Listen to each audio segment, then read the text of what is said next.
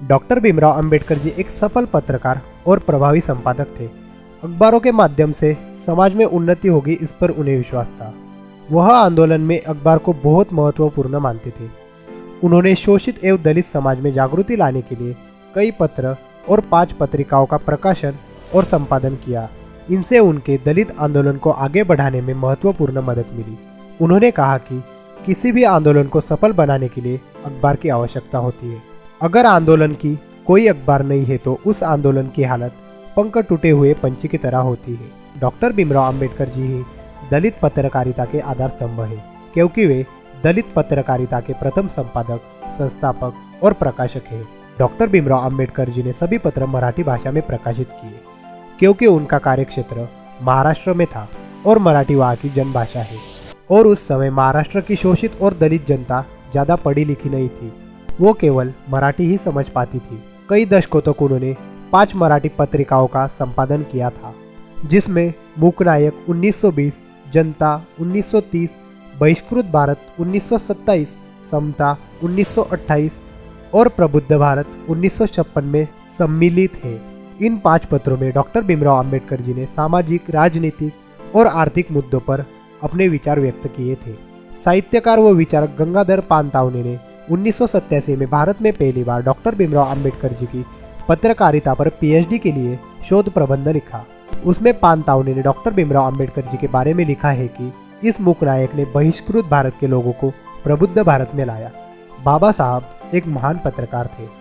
जब डॉक्टर भीमराव अंबेडकर जी ने अखबारों की शुरुआत की थी, तब पहला अखबार 31 जनवरी 1920 को डॉक्टर भीमराव अंबेडकर जी ने अछूतों के ऊपर होने वाले अत्याचारों को प्रकट करने के लिए मूकनायक नामक अपना पहला मराठी पाक्षिक पत्र शुरू किया।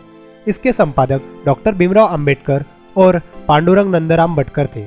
इसके लिए कोल्हापुर संस्थान के छत्रपति शाहू महाराज द्वारा 25,000 रुपये की आर्थिक मदद भी मिली थी।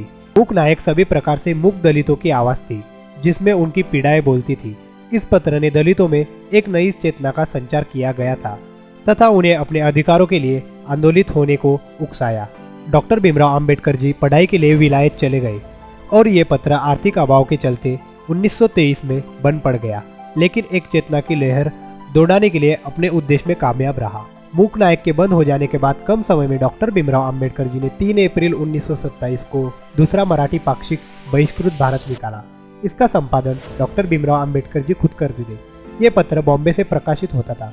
इसके माध्यम से वे अछूत समाज की समस्याओं और शिकायतों को सामने लाने का कार्य करते थे तथा साथ ही साथ अपने आलोचकों को जवाब भी देने का कार्य करते थे। इस पत्र के संपादकीय में उन्होंने लिखा कि यदि बाल गंगाधर तिलक अछूतों के बीच पैदा होते तो यह नारा नहीं लगाते कि स्वराज्य मेरा जन्मसिद्ध अधिकार है, बल्कि ये कहते कि छुआछूत का उन्मूलन मेरा जन्मसिद्ध अधिकार है। इस पत्र ने भी दलित जागृति का महत्वपूर्ण कार्य किया।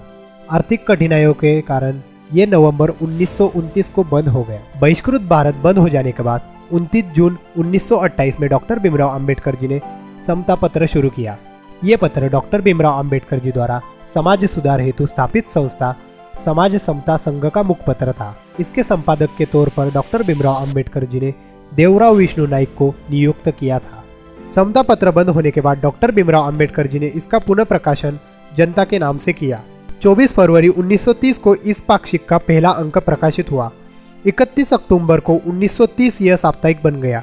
1944 में डॉक्टर भीमराव अंबेडकर जी ने इसमें आम्ही शासन करती जमात बनणार, हिंदी हम शासक कौन बनेंगे, इस शीर्षक से प्रसिद्ध लेख लिखा। इस पत्र के माध्यम से डॉक्टर भीमराव अंबेडकर जी ने दलित समस्याओं को उठाने का बखूबी कार्य किया। फरवरी 1956 तक यानी कुल 26 साल तक ये पत्र चलता रहा। जनता अखबार बंद होने के बाद डॉक्टर भीमराव अंबेडकर जी ने 5वीं बार 4 फरवरी 1956 को प्रबुद्ध भारत शुरू किया।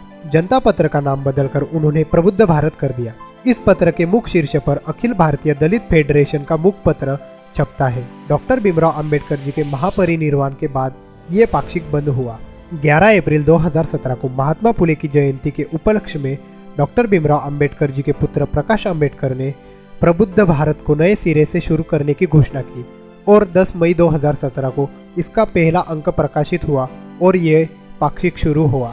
इन अखबारों द्वारा डॉक्टर भीमराव अंबेडकर जी ने अपने विचारों से अस्पृश्य और अछूतों को जागरूक किया, जिससे दलितों की सोच व जीवन में परिवर्तन आया। जय भीम, जय बुद्ध, जय भारत।